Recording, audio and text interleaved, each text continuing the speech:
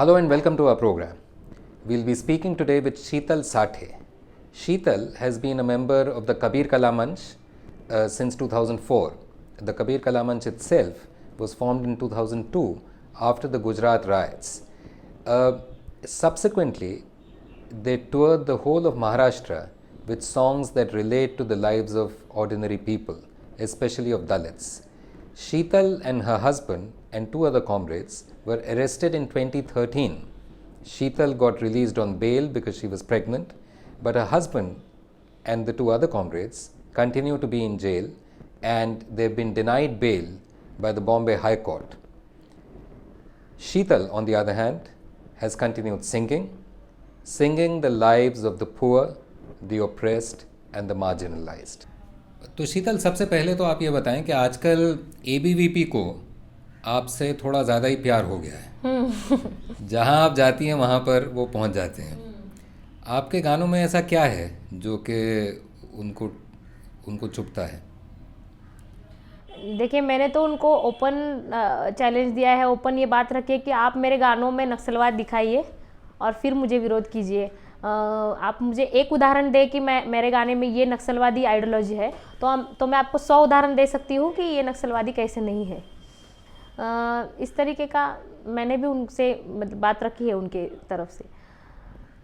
तो गानों में मुझे गाने की दिक्कत नहीं लग रही है, लेकिन हमारी जो जातीयंत की जो लाइन है उससे उनको दिक्कत होनी चाहिए शायद।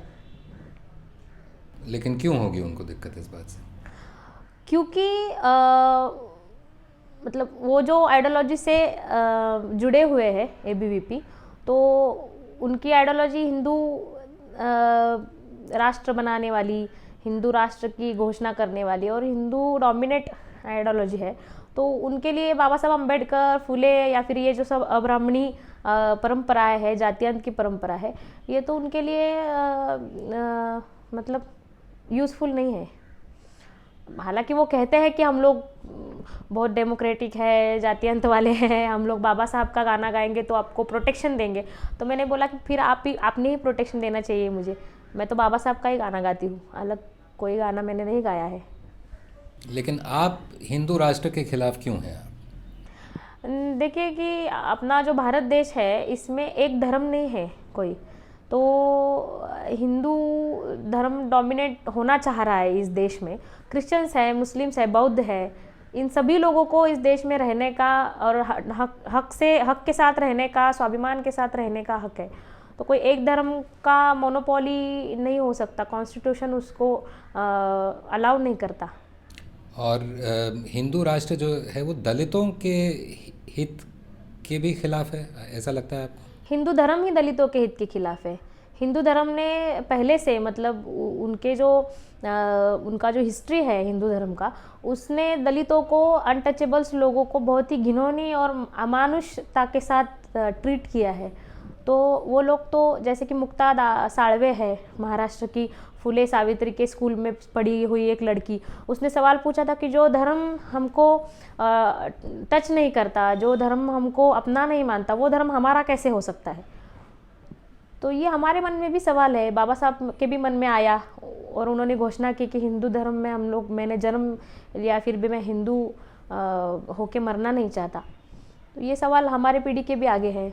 तो शीतल, आपके गाने आजकल महाराष्ट्र की जो एक नवीन जो युवा पीढ़ी है उसके लिए बहुत ही आइकॉनिक से गाने हो गए हैं। बहुत बड़े ऑडियंसेस आपको हर जगह मिलते हैं। अभी हाल में 6 दिसंबर 2015 को आप टीवी पर भी आई थी जब बाबा साहब के बारे में एक पूरा प्रोग्राम हुआ था। तो इस तरह से जो आपके गानों की जो पॉपुलैरिटी बढ़ रही है, इसके बारे में आपको क्या लगता है?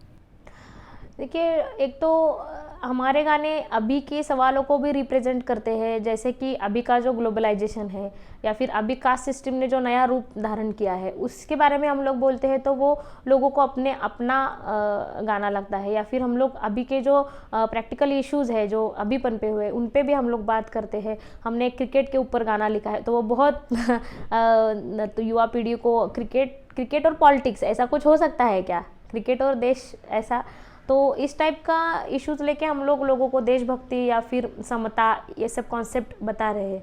तो ये थोड़ा सा नया हो सकता है लोगों के लिए, इसीलिए लोग अप्रिशिएट कर रहे हैं। आपके जो गाने हैं इनको लिखता कौन है? देखिए, सचिन माली बहुत अच्छे पोएट है और गाने भी लिखते हैं। मैं भी पोएट हूँ और गाने लिखती हूँ, तो हम लोग खुद ही लिखते हैं और खुद ही कंपोज करते हैं। सचिन जो कि आपके पति भी हैं, आपके कॉमरेड भी हैं, वो 2013 से वो जेल में हैं और आपका बच्चा है जो कि उनके जेल जाने के बाद हुआ। तो ये जो स्थिति है ये मुश्किल होगी आपके लिए, इसके बारे में कुछ कहेंगे? हाँ, मुश्किल इस तरीके से है कि हमारे लाइफ में का ये जो पैच है, ये जो दिन है, ये हम लोग कभी भी वापस नहीं ला सकते। तो ये जो मतलब अकेलापन है या फिर ये जो खामियां हैं, ये सब मिस कर रहे हैं हम लोग, मतलब हम तीनों ही, मतलब हमारा लड़का अभंग पिताजी को मिस कर रहा है, वो हम दोनों को मिस कर रहा है, मैं और अभंग उसको मिस कर रहे हैं। तो एक फैमिली हम लोग नहीं जी पाते हैं, अभी एक फैमिली लाइफ नहीं जी पा रहे। और बहुत ही कुछ अच्छे क्षण होते हैं जो बच्चे को जन्म देने के बाद वगैरह, वो सभी हमने मिस किए हैं। हमारे ह्यूमन राइट का तो पूरा उल्लंघन हुआ है यहाँ पे। आपने गाना कब से शुरू किया? 2004 साल से मैं प्रोग्रेसिव गाने गाती हूँ।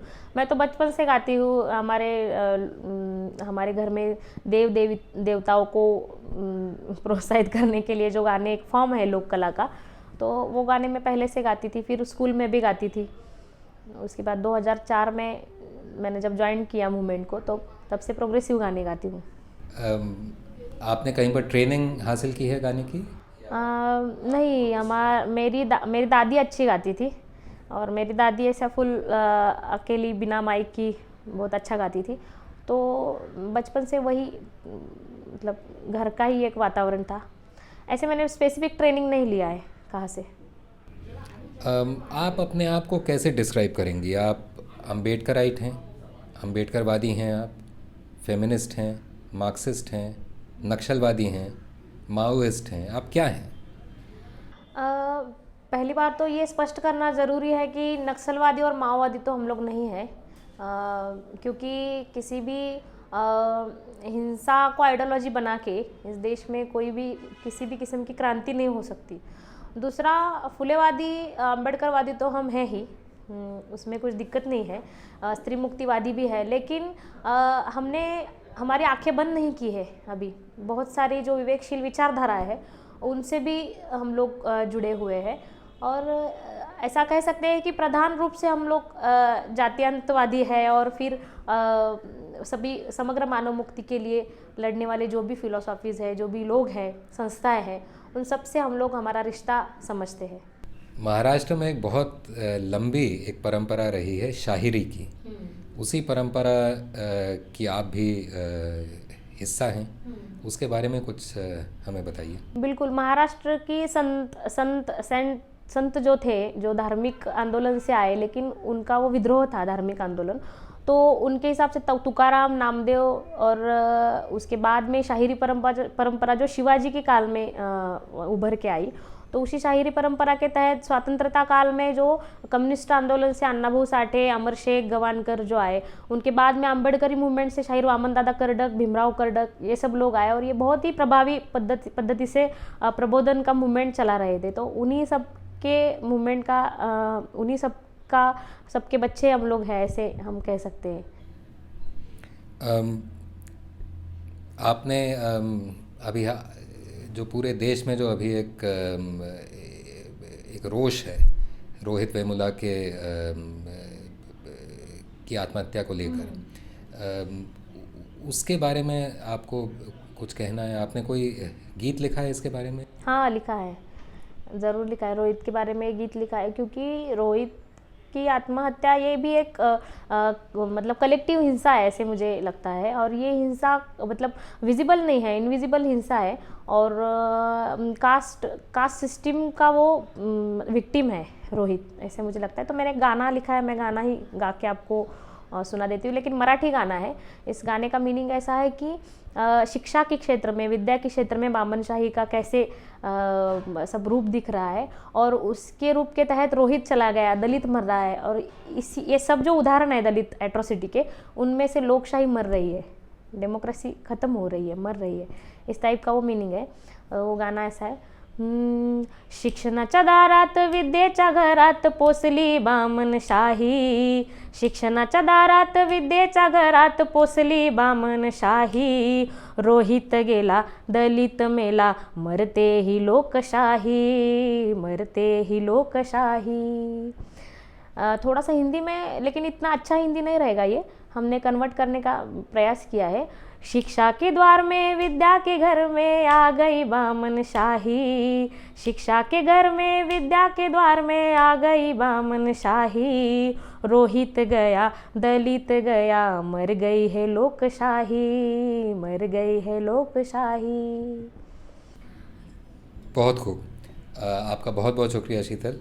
और हम आपको ये कहना चाहते हैं कि हिंदुस्तान के सभी जो प्रगतिशील लोग हैं वो आपके साथ हैं, आपके संघर्ष के साथ हैं, और हम ये उम्मीद करते हैं कि सचिन और आपके बाकी दोनों कॉमरेड्स जल्दी से जल्दी बेल पे जेल से जो है बाहर आएंगे। इस उम्मीद के साथ एक बार फिर से बहुत बहुत शुक्रिया। धन्यवाद आपका भी।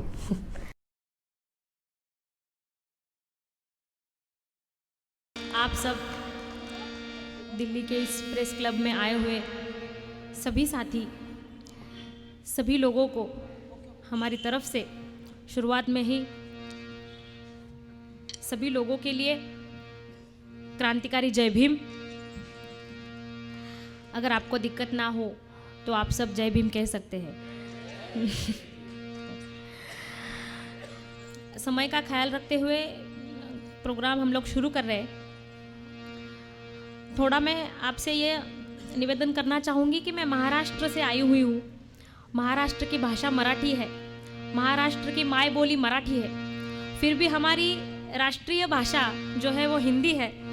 तो ये दोनों भाषाओं का इस्तेमाल करते हुए मैं मेरी क्षमता के हिसाब से आपके ऊपर कुछ राजनीतिक बात, आपके सामने कुछ राजनीतिक बात कहना चाहूँगी। देखिए, महाराष्ट्र की जो संत परंपरा है वो एक प्रोग्रेसिव थॉट्स लेके आई। उसमें संत तुकाराम है, संत नामदेव है। उसके बाद में शिवाजी की काल में एक फॉर्म आया प्रोग्रेसिव म्यूजिक का, उसको पोवाड़ा कहते हैं, और उससे ही शायरी का जन्म हुआ शिवाजी के काल में। उसके बाद में जो कम्युनिस्ट मूवमेंट से आए हुए और प्रति सरकार के मूवमेंट से आए हुए, क्रांतिसिंह नाना पाटिल के मूवमेंट से आए हुए अण्णा भाऊ साठे, अमर शेख, जिनके आज ये वर्ष, जिनका जन्म शताब्दी वर्ष है, दना गवानकर, इन सब लोगों से प्रेरणा लेते हुए अंबेडकरी जलसाकार जो थे वामन दादा कर्डक, भीमराव कर्डक, उन सभी से प्रेरणा लेते हुए, उनके बच्चे हैं हम लोग सब। तो इसी परंपरा को रिप्रेजेंट करने के लिए मैं आपके सामने दिल्ली में आई हुई हूँ। तो आपको आज महाराष्ट्र का म्यूजिक भी सुनने मिलने वाला है, जो एक महाराष्ट्र की लोक कला है। ये ढोलकी है, यहाँ पे हारमोनियम वगैरह ये सब लोक फॉर्म में यहाँ पे बजेगा। जो वामन दादा कर्डक शाहिर थे, उन्होंने कहा है कि इंसान ने इंसान के लिए गाना गाना चाहिए। इंसान के अंदर का जानवर मार देने के लिए और इंसान के अंदर की इंसानियत जागृत करने के लिए गाना गाना चाहिए। इसलिए किसी भी कलाकार ने जाति के तरफ से जाति के लिए गाना नहीं गाना चाहिए। धर्म के पक्ष में रह के धर्म के लिए गाना नहीं गाना चाहिए। इंसान ने गाना चाहिए, इंसान के लिए गाना चाहिए। तो उसी इंसान को वंदन करते हुए हम लोग शुरुआत कर रहे हैं। मानसा इथे मी तुझे गीत गावे, असे गीत गावे की तुझे हित भावे, तुझ्या भुकेचे कोडे उलगडावे, तुझ्या शोषणाचे कोडे उलगडावे, तुझे दुःख सारे गळूनी पडावे, एकाने हसावे एका गाणे रडावे, असे विश्व आता येथे ना उरावे.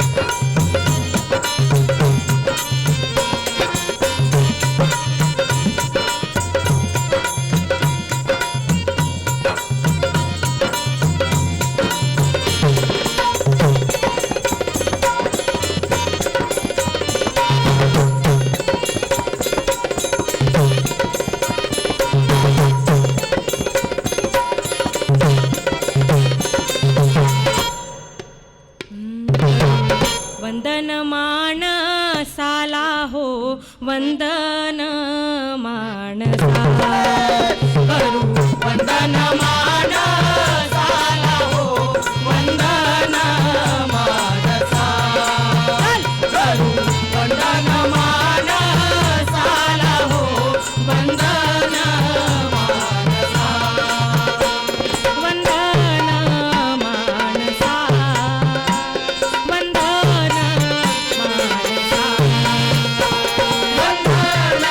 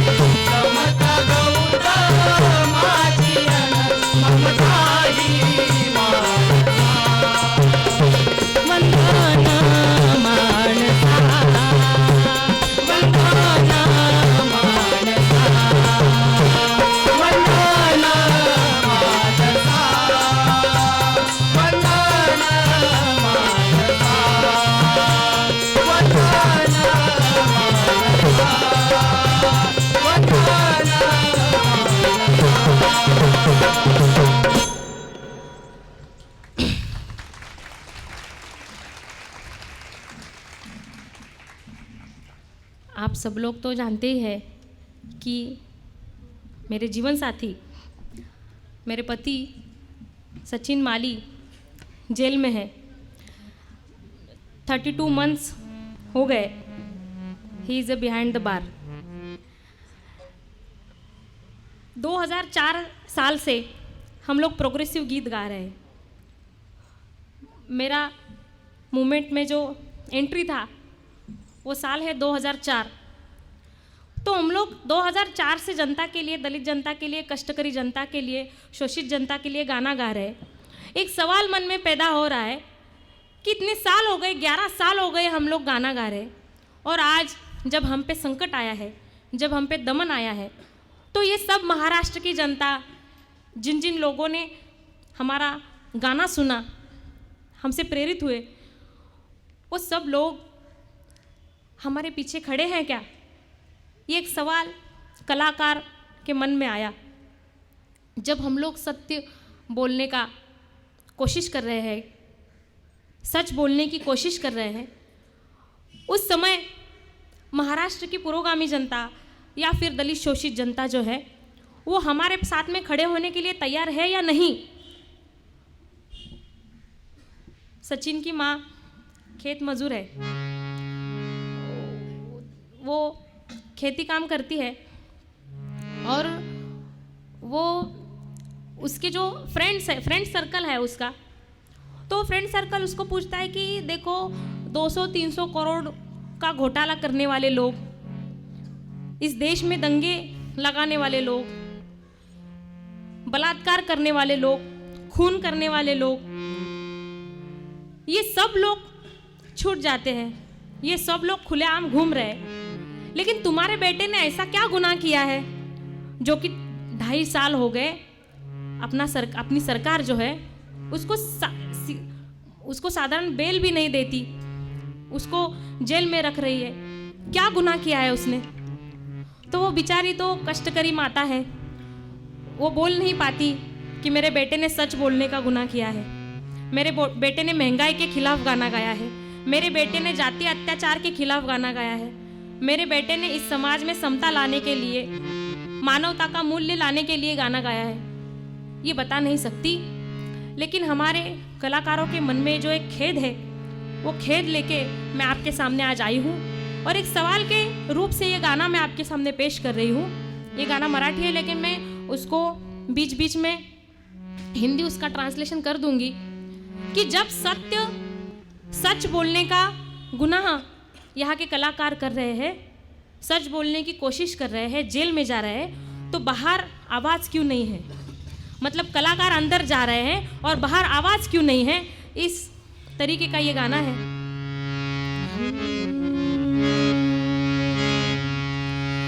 सत्य बोलण्याची किंमत मोजतो शाहीर।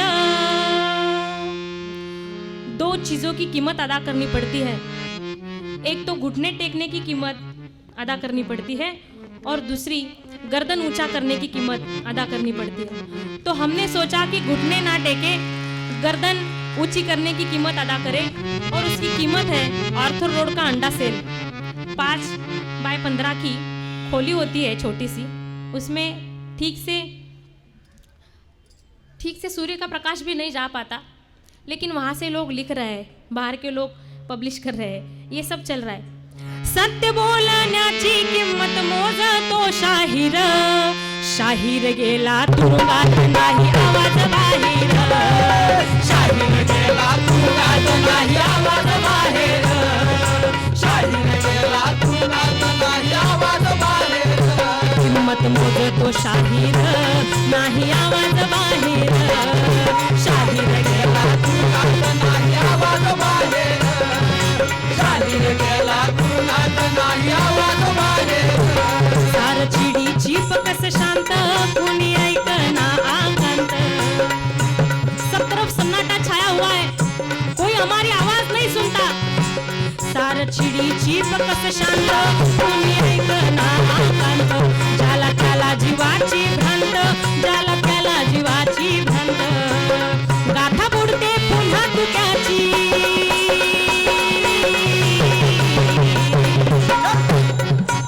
कोई हमारी आवाज नहीं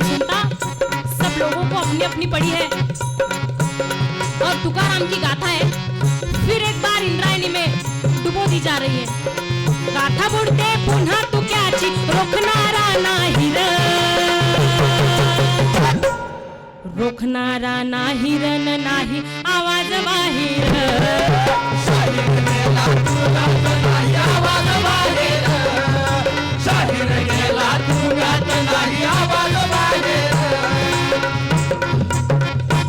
शाहिराचं आठवं गाणं त्यानं पेटवलेलं रान, संकटात टाकूनी प्राण, संकटात टाकूनी प्राण.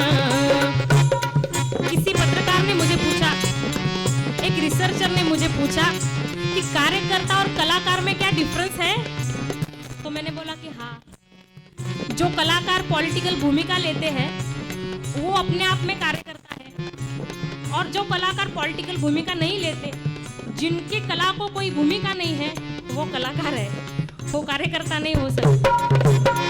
तो हम लोग जो कार्यकर्ता कलाकार लोग हैं, इन लोगों का गाना तो बड़ी जोर शोर से सुना जाता है, रियलाइज किया जाता है, लेकिन जब कार्यकर्ता कलाकार लोग संकट में हैं, तब क्या हो रहा है?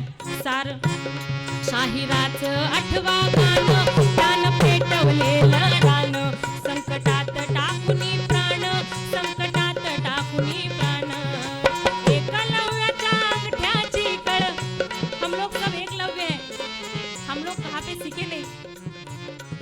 जन्म ही हुआ है बैकवर्ड क्लास में, जन्म ही हुआ है गरीबी में, किसी ने सिखाया नहीं, अपने आप अपनी भाषा बोलने लगे, अपने आप संगीत आ गया है, अपने आप अपनी वेदना बोलने लगे हैं. अरे एकलव्याच्या अंगठ्याची कळ जाणत नाही र, कुणी जाणत नाही रन नाही आवाज बाहेर, शाहीर गेला तू गात नाही आवाज बाहेर, शाहीर गेला तू गात नाही आवाज बाहेर. तुळशी पत्र घरावर ठेवलं, मग क्रांतीचं गाणं लिवलं, ते अंतकरणातून गायलं, उभ्या महाराष्ट्रानं पाहिलं. हम लोगों ने घर बार छोड़ दिए गाना गाने के लिए. हमारे माँ बाप पूछते क्या कमाया आपने 11 साल में, आपके पास तो एक घर भी नहीं है रहने के लिए, 4 पत्रों का 4 दीवारों का घर भी नहीं आप बना पाए, क्या कमाया आपने. तो हम लोग उनको बोल देते हैं, कबीरा खड़ा बाजार में लिए लुकाटी हाथ, कबीरा खड़ा बाजार में लिए लुकाटी हाथ, जो घर फूके अपना वो चले हमारे साथ, वो चले हमारे साथ. क्या किया हम लोगों ने?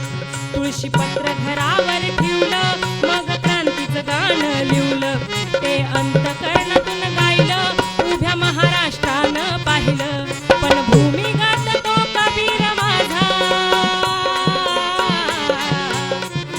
हम लोगों के मन में एक खेद है कि जब कलाकार स्टेज पे होता है, जब कलाकार मंच पे होता है, तो उसके जैसा राजा दूसरा कोई नहीं होता, उसके जैसा लॉर्ड दूसरा कोई नहीं होता.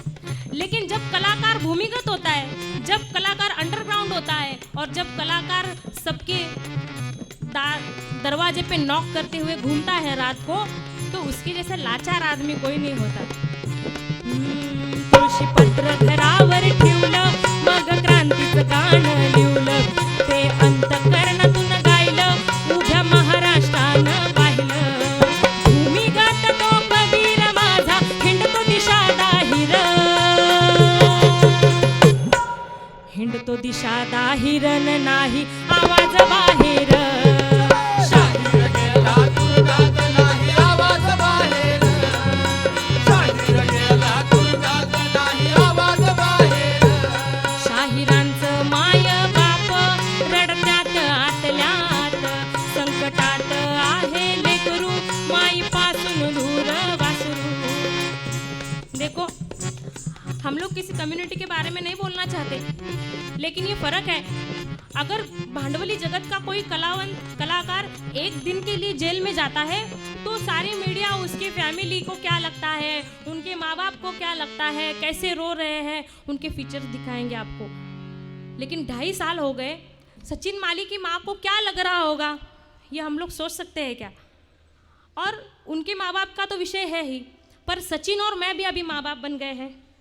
सचिन मेरे अभंग का जब जन्म हुआ, मेरे डॉटर का नाम, मेरे बच्चे का नाम अभंग है, जब उसका जन्म हुआ तो सचिन मेरे पास नहीं था और 2.5 साल हो गए, अभी वो बड़ा हो रहा है, फिर भी सचिन उसके पास नहीं है।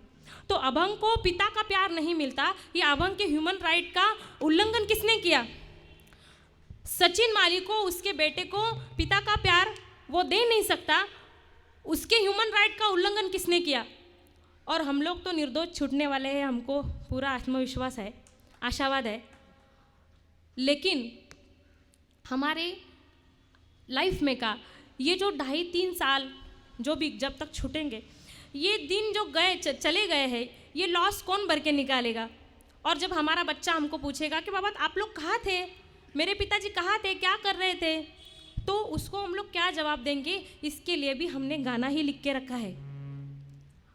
हमारा अभंग हमसे पूछेगा वेयर वॉज माई फादर, कहाँ गया था मेरा पिता, तो उसको हम लोग क्या बोलेंगे? उसके लिए भी गाना लिखा है।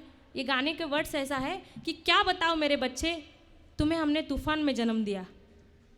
इस तरीके का ये गाना है। काय सांगू तुला माझा पिला रे, पिल्लू मतलब बच्चा। काय सांगू तुला माझा पिला रे, तुला वादळात जन्म दिला रे।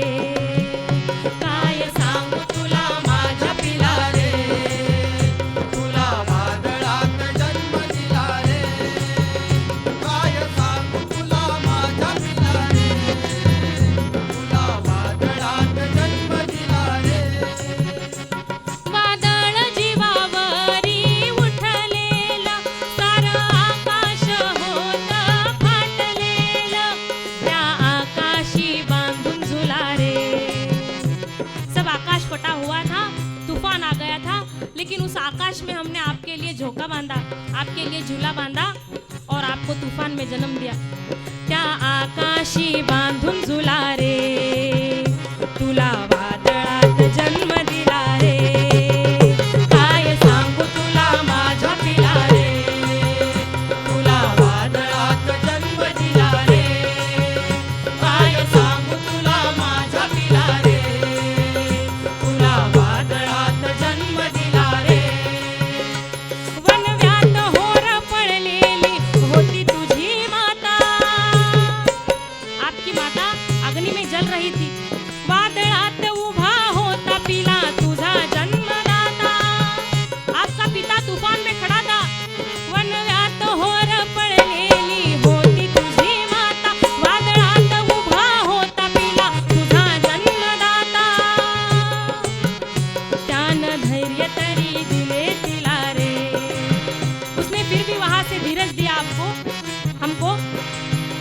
त्याने धैर्य तरी दिले तिला रे, तुला वादळात जन्म दिला रे। काय सांगू तुला माझा पिला रे, तुला वादळात जन्म दिला रे, काय सांगू तुला माझा पिला रे, तुला वादळात जन्म दिला रे।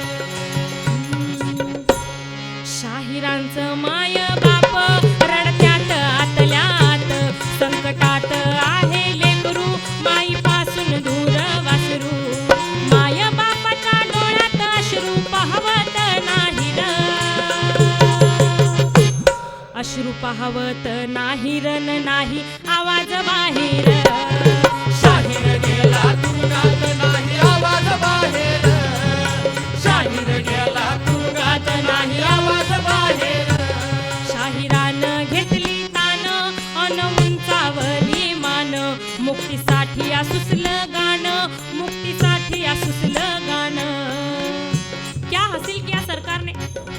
जेल में डाल के सचिन की 2 किताबें जेल में रहते हुए पब्लिश हुई।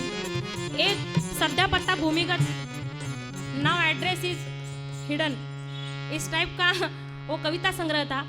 और वो कविता संग्रह लोकवाङ्मय प्रकाशन है, बम्बई का प्रोग्रेसिव प्रकाशन है, उन्होंने प्रकाशित किया। दूसरा किताब डोळा सपान लिहून, मुक्त शब्द प्रकाशन ने प्रकाशित किया। असद जैदी हिंदी के बड़े ख्यातनाम कवि हैं, उनके हस्ते प्रकाशित हुआ। तो क्या हासिल किया? सचिन बहुत अच्छा पोएट है, उसने एक पोएट्री लिखी है की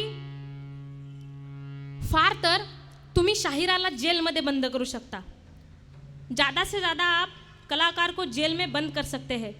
फार तर तुम्ही शाहिराला जेलमध्ये बंद करू शकता, त्याचा नुष अमानुष छळ करू शकता, उसका छल कपट कर सकते हैं, लेकिन पण तुम्ही रोखू शकत नाही सा शाहिराच्या डोळ्यात धगधगणाऱ्या अभिव्यक्तीच्या अग्नीला। आप रोक नहीं सकते, आंख में जो अंगार आ रहे हैं अभिव्यक्ति के, उसको आप रोक नहीं सकते। बहुत से लोग पूछते हैं क्या आप अभी गाना बंद कर देंगी? तो उन सब के लिए मतलब पहले से ही जवाब दे देती हूँ, हमारे विरोधकों के लिए भी और जिनको क्यूरियोसिटी है उनके लिए भी। कितीही यो द्रोणाचार्य, कितने भी आए द्रोणाचार्य, काल अभी नहीं डरेगा। कितने भी आए द्रोणाचार्य, काल अभी नहीं डरेगा। नया एकलव्य आ रहा है, दान अंगूठे का नहीं देगा, दान अंगूठे का नहीं देगा। विद्रोही शाहिरी जलसा चले, अरे विद्रोही शाहिरी जलसा थांबणार नाही र, जलसा थांबणार नाही र। लेकिन भाइयों बहनों, सबके लिए निवेदन है कि शाहिर जाएगा, कलावंत जाएगा जेल में, आप सबकी भी, हम सबकी भी कुछ रिस्पॉन्सिबिलिटी बनती है। सिर्फ शाहिर, वो क्या बोलते हैं मराठी में तोफ बोलते हैं, हिंदी में क्या बोलते हैं तोफ, तोफ के आगे शाहिर और हम लोग बाकी सेफ, ऐसे नहीं हो सकता। तो इसलिए जब शाहिर ऐसा निर्धार कर रहे हैं कि हम लोग गाएंगे, क्या कुछ भी होने दो हम लोग गाएंगे, तो इसलिए ये ज़रूरी है। विद्रोही शाहिरी जलसा थांबणार नाही र, जलसा थांबणार नाही र, न उचला आवाज बाहेर, शाहीर गेला तुरुंगात उचला आवाज बाहेर, शाहीर गेला तुरुंगात उचला आवाज बाहेर, शाहीर गेला तुरुंगात उचला आवाज बाहेर, शाहीर गेला तुरुंगात उचला आवाज बाहेर।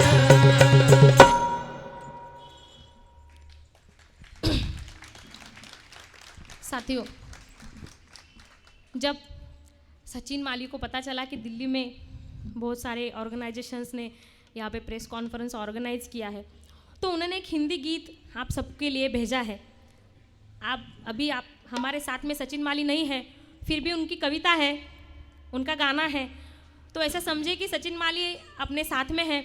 तो उनका एक गीत मैं आपके सामने रखना चाहती हूँ। जाति के आधार पर, जाति के विषय पर ये गीत है, जो कि डोमिनेटेड धर्म जो सबको अभी बोल रहा है क्या खाना चाहिए, क्या पहनना चाहिए, और फिर अखलक जैसे लोग उसके बलि जा रहे हैं।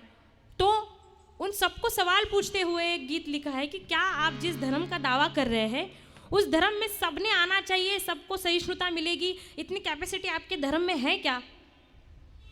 और ये सवाल हम लोग नहीं पूछ रहे, ये सवाल फुले सावित्री के स्कूल में पढ़ी हुई एक मुक्ता साळवे नाम की लड़की पूछ रही है। मुक्ता साळवे नाम की लड़की बोल रही है कि जिस धर्म ने हमको अछूत कहा, जिस धर्म ने हमको दलित कहा, हमको छूने नहीं दिया, हमको अपमानित किया, वो धर्म हमारा कैसे हो सकता है? यही सवाल बाबा साहब अम्बेडकर के मन में आया और उन्होंने कहा कि मैं हिंदू करके मैं जन्म लिया हूँ, लेकिन मैं हिंदू मरूंगा नहीं। इस टाइप का सवाल इस धर्म के खिलाफ उठाया गए हैं। तो इसी कंटेंट को लेके सचिन माली ने एक गीत आप सबके लिए भेजा है, मैं आपके सामने वो पेश करूंगी। इंसान को अछूत और गुलाम किया है, इंसान को अछूत और गुलाम किया है, कैसा ये कर्म है, कैसा ये धर्म है, कैसा ये कर्म है, कैसा ये धर्म है, कैसा ये कर्म है, कैसा ये धर्म है। हर गांव के बाहर हमारी बस्ती क्यों है, हर गांव के बाहर हमारी बस्ती क्यों है, दलितों की जान इतनी सस्ती क्यों है, दलितों की जान इतनी सस्ती क्यों है।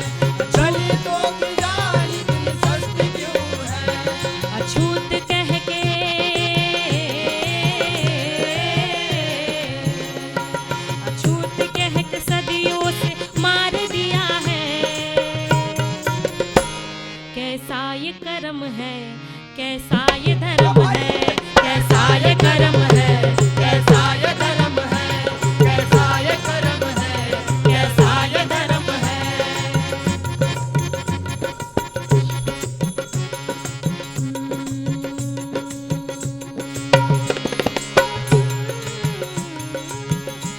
हम पढ़ते हैं तो जातिवादी खून खोलता, हम पढ़ते हैं तो जातिवादी खून खोलता, फिर उनके मुंह से जातिवादी मनु बोलता, फिर उनके मुंह से जातिवादी मनु बोलता। फिर उनके मुंह से जातिवादी मनु बोलता। मनुस्मृति के तहत जो सप्तबंदी लादी गई थी, उसमें ज्ञानबंदी भी थी। अभी ये ज्ञानबंदी को तोड़ते हुए, बाबा साहब का संदेश को फॉलो करते हुए, दलित समाज जो अनटचेबल्स थे वो सीख रहे हैं, मुख्य प्रवाह में आ रहे हैं। तो देखो, गांव में नए कपड़े पहने मंदिर में गए इसलिए मारते हैं, और विश्वविद्यालयों में संशोधन करने के लिए आए, प्रोग्रेसिव थॉट करके संशोधन करने के लिए आए, इसलिए आत्महत्या का वातावरण तैयार करते हैं। हम पढ़ते हैं तो जातिवादी खून खोलता, फिर उनके मुंह से जातिवादी मनु बोलता, फिर उनके मुंह से जातिवादी मनु बोलता। फिर उनके मुंह से जातिवादी मनु बोलता। अपमान करके, अपमान करके उनको निकाल दिया है। कैसा ये कर्म है, कैसा ये धर्म है, कैसा ये कर्म है, कैसा ये धर्म है, कैसा ये कर्म है, कैसा ये धर्म है। पानी के लिए गाँव में हम रोज ही पीटे, पानी के लिए गाँव में हम रोज ही पीटे। एक मराठी गाना है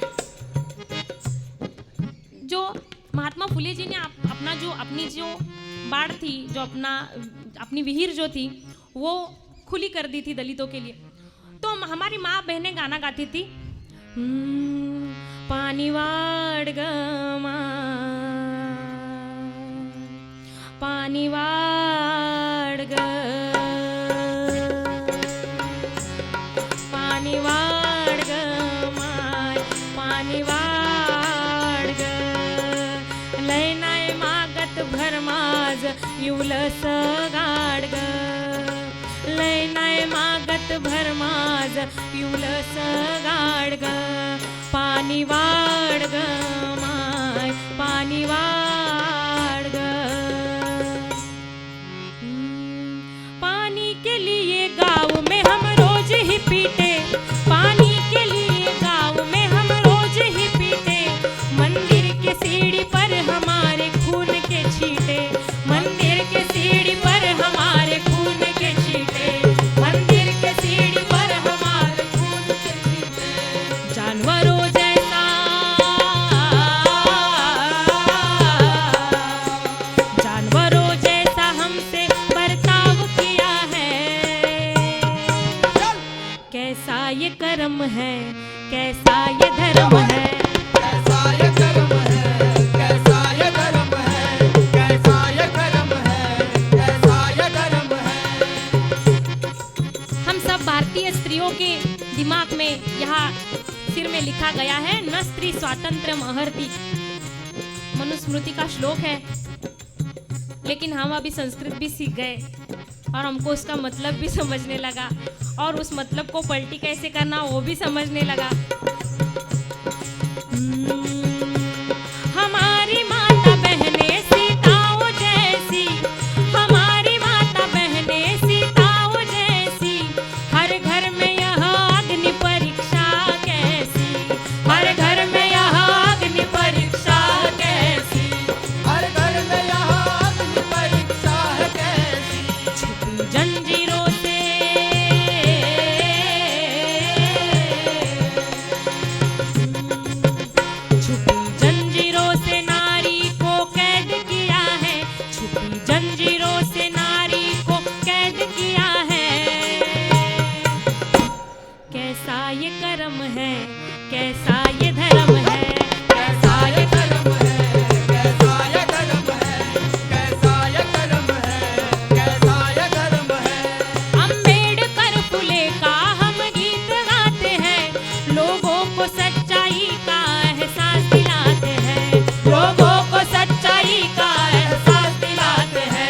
लोगों को सच्चाई का एहसास दिलाते हैं।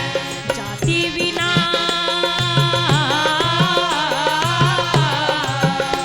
जाति विनाश को ही हम आजादी कहते हैं।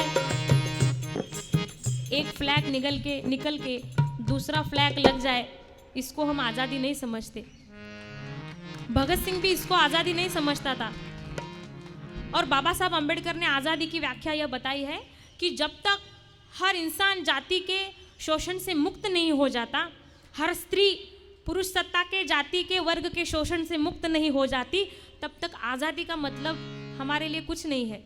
जाति विनाश को ही हम आजादी कहते हैं,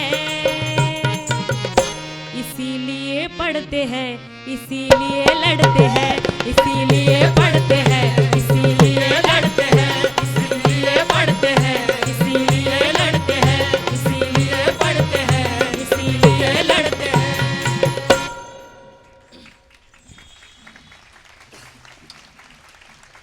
साथियों, हमारा एक साथी जो निराशा का शिकार हुआ, जातिवाद का शिकार हुआ, मनुस्मृति का शिकार हुआ, रोहित को हम लोग याद करेंगे। रोहित को श्रद्धांजलि तो नहीं, लेकिन रोहित के पक्ष में हम अपना समर्थन देंगे। और रोहित के जो अलग और साथी है, उनको हम लोग बताएंगे कि आप लोग अकेले नहीं हैं, हम सब आपके साथ में हैं। और रोहित किसका शिकार है वो बताने वाला एक गीत मैं आपके सामने रोहित के लिए गाना चाहती हूँ, क्योंकि रोहित को जिस तरीके से देशद्रोही ठहराया गया, देखो जो धर्म की बात करते हैं, जो जाति दंगों की बात करते हैं, वो देशभक्त है, उनको देशभक्ति करने दो। लेकिन जो जाति विनाश की बात करते हैं, फुले ने बहुत अच्छा बताया है कि एकमय लोक म्हणजे राष्ट्र, मतलब एकमय लोक मीन्स नेशन। सब लोग मिलके जब एक होंगे वही नेशन बनेगा। और उसके लिए हम जाति के खिलाफ लड़ रहे हैं। हम सच्चे राष्ट्रवादी हैं। जिन्होंने कभी राष्ट्र के एकता के लिए लड़े नहीं हैं, उन्होंने राष्ट्रवादी का दावा करना अच्छी बात नहीं है। तो हम लोग देश प्रेमी हैं। अगर आपके चश्मे से हम लोग देशद्रोही हैं, तो रोहित को भी इसी तरह से देशद्रोही कहा गया। मुझे भी कहते हैं कि देशद्रोहियों को हम गाना नहीं गाने देंगे, किसी कैंपस में नहीं आने देंगे। तो मैंने कहा आप अपना काम करो, मैं अपना काम करूँगी। और जनता हमारे साथ में है। जनता हमको कैंपस में क्या कहा भी गाना गाने के लिए सपोर्ट करेगी। तो रोहित के पक्ष में हम लोग खड़े हैं। और रोहित के आत्महत्या के बारे में हमारी समझदारी क्या होनी चाहिए, इस विषय पे गाना रोहित के लिए हमने लिखा है। शिक्षणाच्या दारात विद्येच्या घरात पोसली बामनशाही, शिक्षणाच्या दारात विद्येच्या घरात पोसली बामनशाही। रोहित गेला दलित मेला, मरते ही लोकशाही, मरते ही लोकशाही, मरते ही लोकशाही, मरते ही लोकशाही, मरते ही लोकशाही। नाही शिकायचो तुम्ही राबायचं, मनुस्मृतीनं घातली बंदी, मनुस्मृतीनं घातली बंदी, मनुस्मृतीनं घातली बंदी। वेद ऐकिले तर मंत्र वाचिले तर शिसवतले काना मंदी, शिसवतले काना मंदी, शिसवतले काना मंदी। पिढ्यान पिढ्याची मक्तेदारी, विद्येची ठोकशाही, पिढ्यान पिढ्याची मक्तेदारी, विद्येची ठोकशाही। रोहित गेला दलित मेला, मरते ही लोकशाही, मरते ही लोकशाही, मरते ही लोकशाही, मरते ही लोकशाही। आमचा चोखा मेला मेला पायरीवर, नाही भेटू दिलं विठोबाला, नाही भेटू दिलं विठोबाला, नाही भेटू दिलं विठोबाला। चोखा मेला नाम के महार जाति से आए हुए संत थे। उनको कभी भी पंढरपुर के जो विठोबा है, भक्ति मूवमेंट आपको अगर पता होगा तो वो चोखा मेला को कभी भी मंदिर तक नहीं जाने दिया, उसको दहलीज पर ही रखा और वहीं पे उसका अंत हुआ। आमचा चोखा मेला मेला पायरीवर नाही भेटू दिलं विठोबाला. नाही भेटू दिलं विठोबाला, नाही भेटू दिलं विठोबाला. वेदाचा तो अर्थ आम्हासीच ठावा मारलं कपटान तू कोबाला. मारलं कपटान तू कोबाला, मारलं कपटान तू कोबाला. धर्म की नशा और जात की धुंदी, धर्म की नशा और जात की धुंदी ही बोकाळली कुंडशाही. रोहित गेला दलित मेला मरते ही लोकशाही. मरते ही लोकशाही, मरते ही लोकशाही, मरते ही लोकशाही. करण्या संशोधन गेला विद्यापीठी बाबासाहेबांचं लेकरू खरं. बाबासाहेबांचं लेकरू खरं, बाबासाहेबांचं लेकरू खरं. बाबा साहब ने हमको बताया कि शिक्षण शेरनी का दूध है. जो भी लोग शिक्षण लेंगे वो शेरनी की तरह गुर्राएंगे. आज यहाँ मैं भी आपके सामने खड़ी हूँ गुर्राने के लिए, वो भी बाबा साहब की देन है. करण्या संशोधन गेला विद्यापीठी बाबासाहेबांचं लेकरू खरं. जाती बाबासाहेबांचं लेकरू खरं, बाबासाहेबांचं लेकरू खरं. जातीवाद्यांच्या हो दुखलं पोटामध्ये नाही मनाला वाटलं बरं. नाही मनाला वाटलं बरं, नाही मनाला वाटलं बरं. अपमान करके बाहर निकाल के, अजी अपमान करके बाहर निकाल के दिखाई है गुंडाशाही, दिखाई है गुंडाशाही.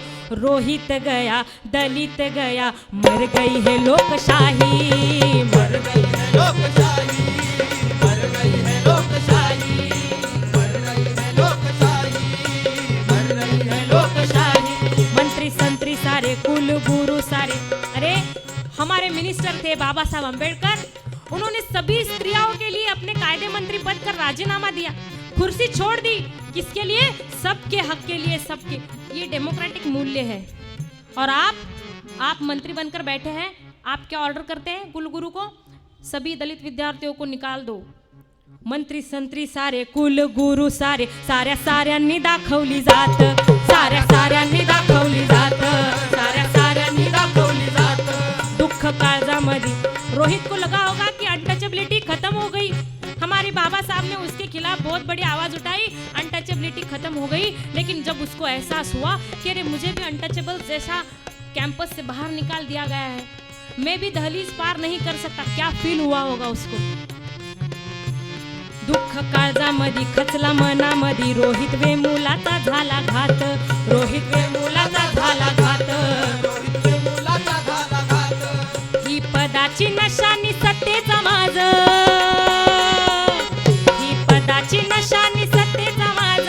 माजली हो पदशाही, माजली हो पदशाही. रोहित गेला दलित मेला मरते ही लोकशाही. मरते ही लोकशाही, मरते ही लोकशाही, मरते ही लोकशाही. नाही मरायचं नाही डरायचं, आता संघर्ष करायचा दादा, आता संघर्ष करायचा दादा, आता संघर्ष करायचा दादा. हम लोगों को मीडिया वाले पूछ रहे थे कि हैदराबाद में जातिवादी लोगों के उत्पीड़न से एक आत्महत्या हुई और एक आत्महत्या महाराष्ट्र में होने वाली है. तो मैंने बोला कि महाराष्ट्र में आत्महत्या नहीं होगी, महाराष्ट्र में होगा तो संघर्ष होगा. आत्महत्या हुई है, हमको बहुत दुख है, लेकिन हम लोग ये संदेश देना चाहते हैं, नाही डरायचं नाही मरायचं, नहीं डरेंगे रे नहीं मरेंगे रे, अब संघर्ष करेंगे भाई, अब संघर्ष करेंगे भाई, अब संघर्ष करेंगे भाई. पूरी ताकत से पूरी हिम्मत से जारी रखेंगे ये लड़ाई, जारी रखेंगे ये लड़ाई, जारी रखेंगे ये लड़ाई. जाति से लड़के मनु से लड़के, चल अरे जातीला जाळून मनुला गाडून, जाती से लड़के मनु से लड़के, खत्म करेंगे ये ठोकशाही, खत्म करेंगे ये ठोकशाही. दलित आया विद्यार्थी आया, जिंदा रखने ये लोकशाही, जिंदा रखने ये लोकशाही, जिंदा रखने ये लोकशाही, जिंदा रखने ये लोकशाही, जिंदा रखने ये लोकशाही.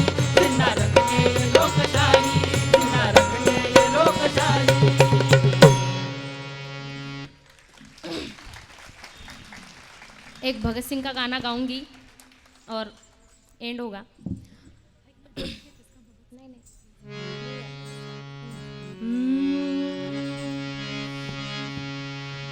मेरा रंग दे बसंती चोला, मेरा रंग दे बसंती चोला, मेरा रंग दे, ओ मेरा रंग दे बसंती चोला, ओए रंग दे बसंती चोला, माए रंग दे बसंती चोला, मेरा रंग दे बसंती चोला, मेरा रंग दे, ओ मेरा रंग दे बसंती चोला, ओए रंग दे बसंती चोला, माए रंग दे बसंती चोला। आजादी के हम दीवाने आजादी ले आएंगे, आजादी के हम दीवाने आजादी ले आएंगे, खुशहाली और अमन की अपनी दुनिया नई बसाएंगे, खुशहाली और अमन की अपनी दुनिया नई बसाएंगे। सीने में जो दिल था यारो,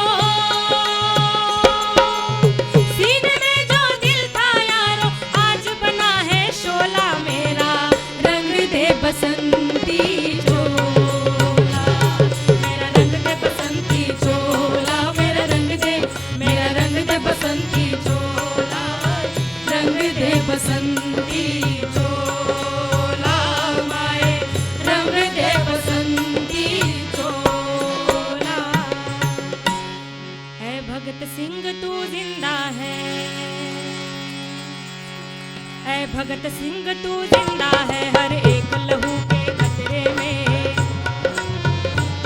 है भगत सिंह तू जिंदा है, हर एक लहू के कतरे में,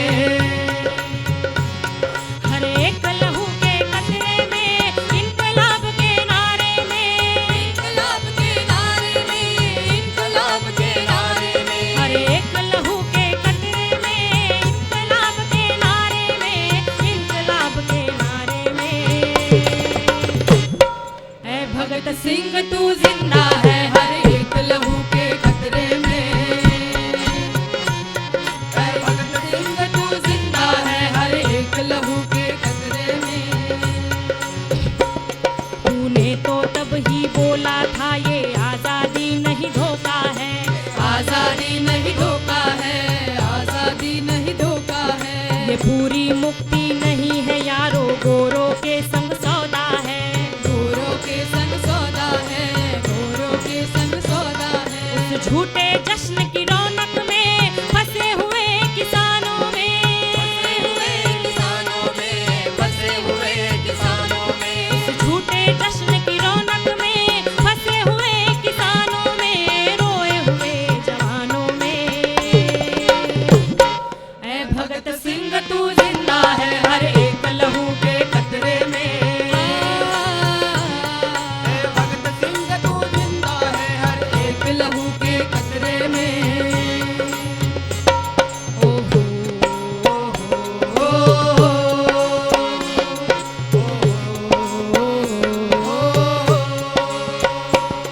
नवतीचा चंद्र चौथीचा खुडून कुणी न्यावा, लक्ष लक्ष रवींचा थवा कुणी चोरावा, उगवत्या रवीचा, उगवत्या रवीचा उजेड काढून घ्यावा, धरतीवर साऱ्या अंधार कुट्टमा जावा, नवजात बाळानं दम शेवटचा घ्यावा, मातेनं प्राणातून हंबरडा फोडावा, गत झाली अशी स्वातंत्र्याची, अशी स्वातंत्र्याची, इतिहास में भी हम भूखे थे और आज भी ठोकर खाते हैं, आज भी ठोकर खाते हैं, आज भी ठोकर खाते हैं, जिस खादी पर रखा भरोसा वो आज भी धोखा देते हैं, आज भी धोखा देते हैं, आज भी धोखा देते हैं। कोई राम नाम बलहार पुकारे आज भी जाने लेते हैं, आज भी जाने लेते हैं, आज भी जाने लेते हैं। अब याद है भगता तेरी आती,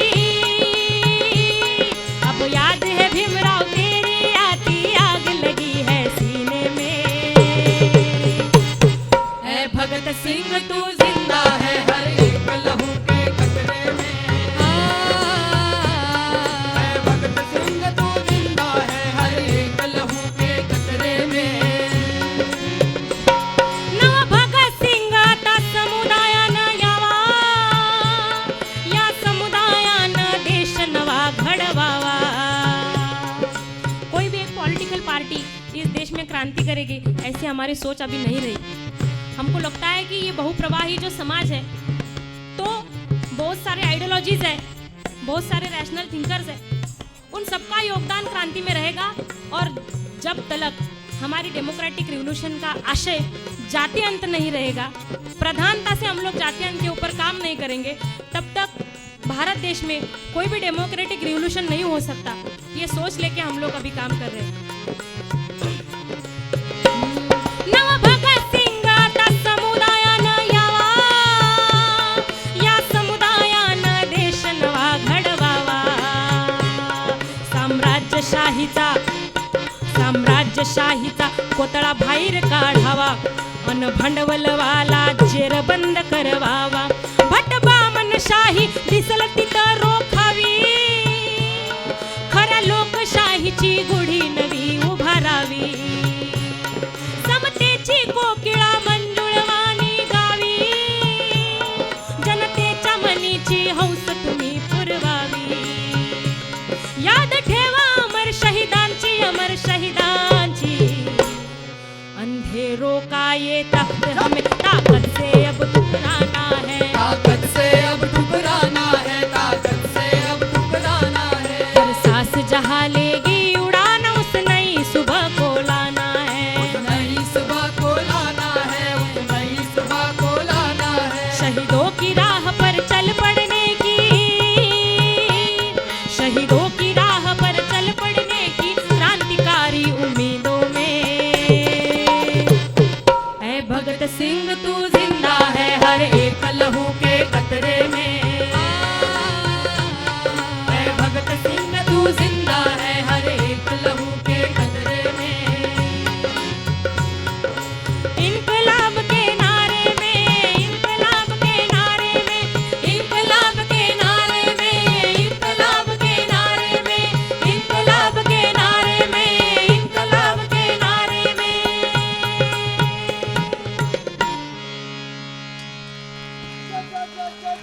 धन्यवाद।